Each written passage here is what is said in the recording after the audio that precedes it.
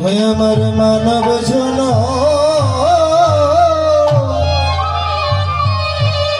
আমি সফল করে আমার মানব জন আমি সফল করি হয়ে আমার মানব জন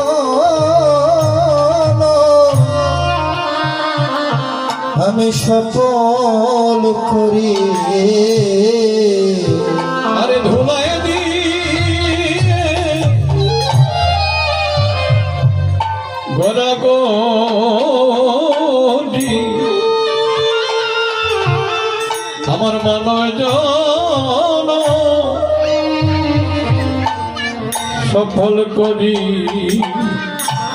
হয়ে গো ধুলাই দিয়ে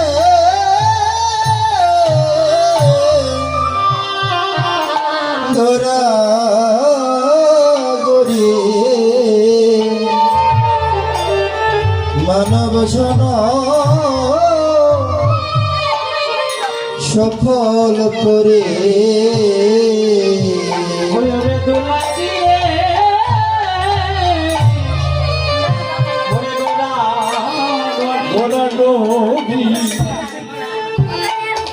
আমার মানব জন আমি সফল করি হয়ে গো ধুলাই দিয়ে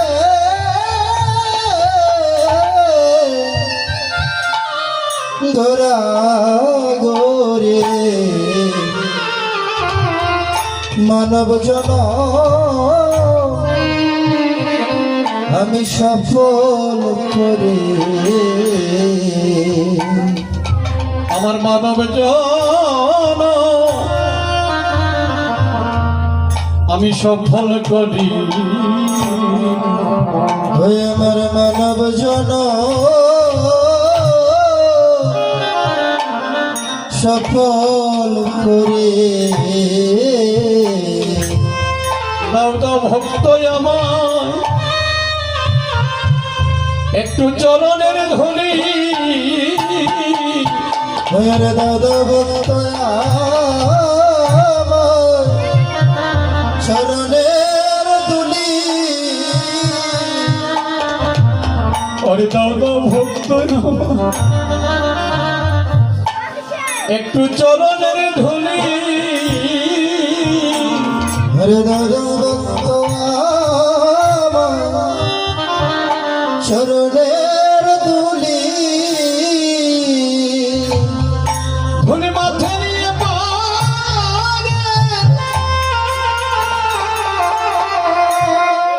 সম্বল করি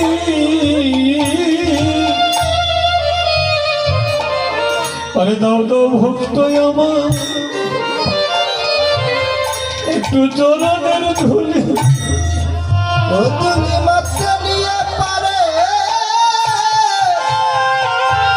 সম্বল করি দাদা ভক্ত আমার চরণের তুলি ধুলি মাথা নিয়ে সম্বল করি আরে দাও দাও ভক্ত একটু চরণের ধুলি ও তুলি মাথা নিয়ে পারে সম্বল করি দাদা ভক্ত চরণের তুলি ধুলি মাথা নিয়ে যেন মুখে কৃষ্ণ কৃষ্ণ বলি দাও দাও ভক্ত একটু চরণের ধুলি ও তুলি মাথা নিয়ে মুখে কৃষ্ণ কৃষ্ণ বলি আমায় দাদা ভক্ত একটু চরণের তুলি ধুলি মাথা নিয়ে যেন মুখে কৃষ্ণ কৃষ্ণ ভক্ত আমার একটু চরণের ধুলি ধুলি মাত্র নিয়ে মুখে কৃষ্ণ কৃষ্ণ বলি দাদা ভক্ত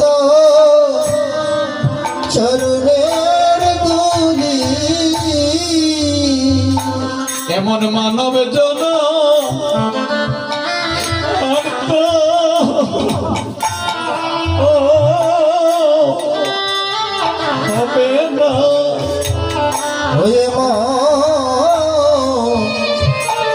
এমন মানব জন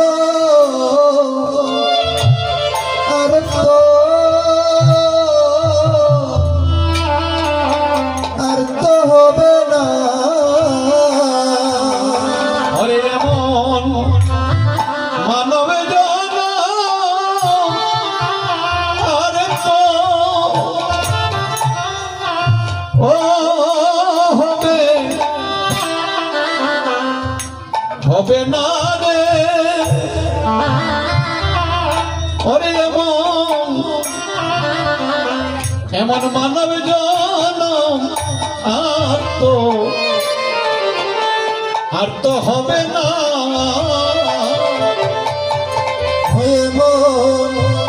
এমন মানব জন আর তো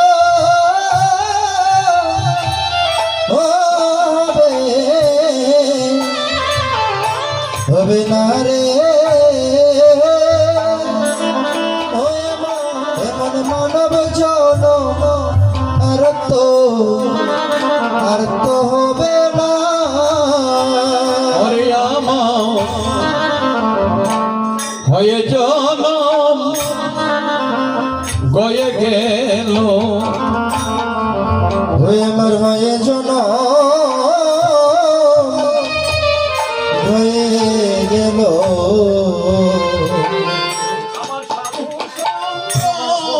আরে না হইল আমার হয়ে জনম গয়ে গেল ওই আমার সাধু সঙ্গ না হইল আমার হয়ে জন গয়ে গেল হায় রে আমার কি হবে গতি ও বলি হায় রে আমার কি হবে গতি এই সাধু সঙ্গে আমার হলো মমতি হায় রে আমার কি হবে গতি ওই সাধু সঙ্গে হলো না মতি হায় রে আমার কি হবে গতি বলে হায় রে আমার কি হবে গতি হায় রে আমার কি হবে গতি বলে হায় রে আমার কি হবে গতি হায় রে আমার কি হবে গতি আরে সাধু সঙ্গে হলো মমতি হায় রে আমার কি হবে গতি ওই সাধু সঙ্গে হলো না মতি হায় রে আমার কি হবে গতি হরি বল হরি বল হরি বল হরি বল হরি বল হরি বল হরি বল হরি বল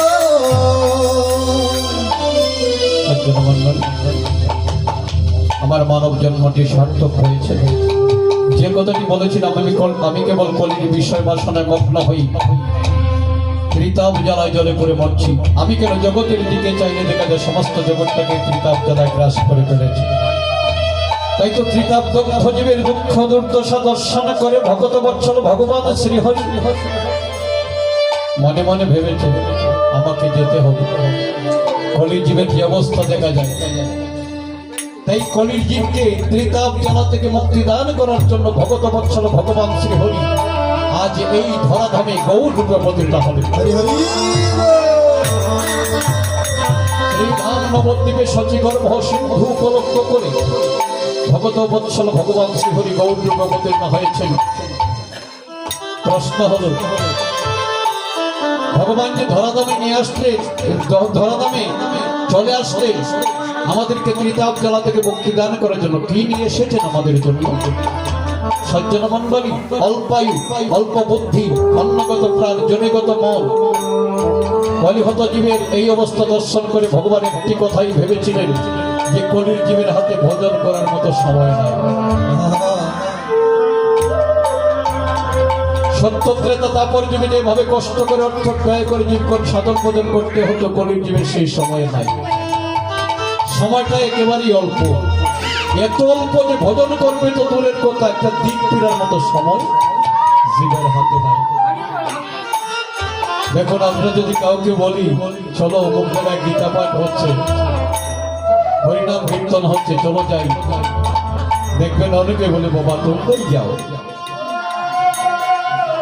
আমাদের বাবা সময় নাই, সময় নাই, অন্য কাজের সময় আছে কিন্তু এই কাজের সময় নেই। কিন্তু ভেবে দেখি নাই এখন এই সুন্দর পৃথিবীতে আছি, কিছুক্ষণ পরে হয়তো এই সুন্দর পৃথিবী ছেড়ে চলে যেতে হবে। এই কথাটা মোটেও মনের মধ্যে যাবে না। যাই হোক, অল্প সময়, মুহূর্ত সময় আছে জীবের হাতে, যেখানে সত্য ত্রেতা তারপরে হাজার হাজার বৎসর ভজন করে মুক্তি লাভ করতে হতো,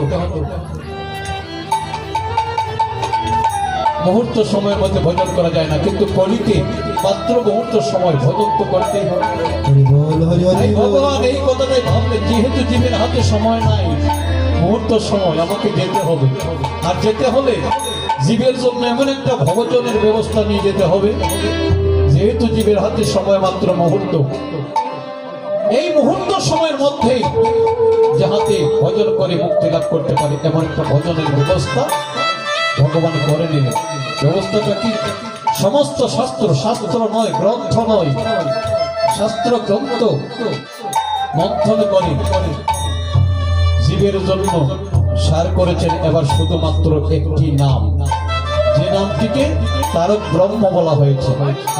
সজ্জন মন্ডলী, নামটিকে তারক ব্রহ্ম বলা হয় কেন? জীবের হাতে তো সময় নেই, আমার করে সময় কাটিয়ে দিচ্ছে।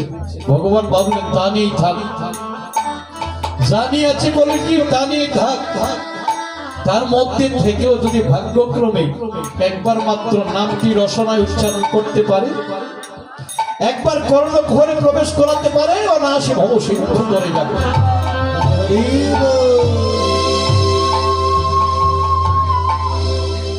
তারক ব্রহ্মাস্ত্র ধারণ করে ধরাধামে চলে আসলেন, ভাবলেন নামটি জীবের কাছে পৌঁছে দিতে হবে। তো সেই ভাবনা নিত্য নৈমিত্তিক শ্রীবাসঙ্গিনায় ভক্ত শোনে মিলিত হয়ে আমার গৌর সুন্দর তথা শ্রীমান মহাপ্রভু ভক্তগণকে সঙ্গে নিয়ে হরিনাম কীর্তন করছে। শ্রীবাসঙ্গিনাটি কোথায়? মহাপ্রভু নিজ মুখে বললেন, যে স্থানে আমার ভক্তগণের আগমন হয়, যে স্থানে আমার নাম গুণগান কীর্তন হয়, স্থানটি শ্রীবাসঙ্গন হয়। হরি বল, হরি বল। এই যে সচেন্দ্রনাথ মহোদয়ের আঙ্গিনা, ওনার ছেলেগণ যদি এখন বলেন এই বাড়িটা আমাদের, মহাজন সিদ্ধান্ত অনুযায়ী, মহাপ্রভু সিদ্ধান্ত অনুযায়ী এই মুহূর্তে এই কথাটা বলা ভুল হবে। কেন ভুল হবে? মহাপ্রভু নিজেই বলেছেন, যে স্থানে ভক্তগণের আগমন হয়, যে স্থানে আমারই নাম গুণগান কীর্তন হয়, স্থান অন্য কারো নয়, এই স্থানটা হয়ে যায় শ্রীবাসন। এটি হল নবনিত্য নবদ্বীপের শ্রীবাসঙ্গিনা। তাই মহাপ্রভু যখন বললেন যে আমার ভক্তগণ মিলিত হয়ে যদি আমার নাম কীর্তন করে যেখানে করি, আমি আর থাকতে পারি না, চলে আসতে হবে। তাই তো সজ্জন মন্ডলী, প্রতিদিনের মতো আজও এই নিত্য নবদ্বীপের শ্রীবাসঙ্গিনায় ভক্তগণে বসে বসে মহাপ্রভুর স্মরণ মনন করছেন। মহাপ্রভু আর গৃহে থাকতে পারছেন না, তিনি ভক্তগণের ডাকে থাকতে পারছেন না। অস্থির হয়ে গেলেন। ছুটে চলে গেলেন সচী মাতার কাছে। সচী মাতার কাছে যে জোর করে বলতে লেগেছে, মা, মা গো, ওই চেয়ে দেখো শ্রীবাস সঙ্গিনায় ভক্তগণ বসে বসে আমাকে ডাকছে। আমি আর গৃহে থাকতে পারছি না মা, তাই তোমার চরণে নিবেদন জানাচ্ছি। আমার মা গোয়া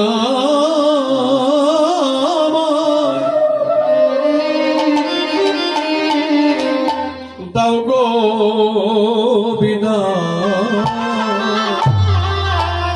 হে গো মাগো আমার দাও গো বিদায়। আমার মা গোয়া আমায় দাও গো বিদায়। হে আমার মাগো আমার দাও গো বিদায়। আমি শ্রীবাসের আঙ্গিনায় যাব, মা গোয়া আমায় দাও গো বিদায়। ওই আমি শ্রীবাসরা আঙ্গিনায় যাব, মাগো আমার দাও গো বিদায়। আমি শ্রীবাসের আঙ্গিনায় যাব, আমার মা গোয়া আমায় দাও গো বিদায়। ওই আমি শ্রীবাসরা আঙ্গিনায় যাব, মাগো আমার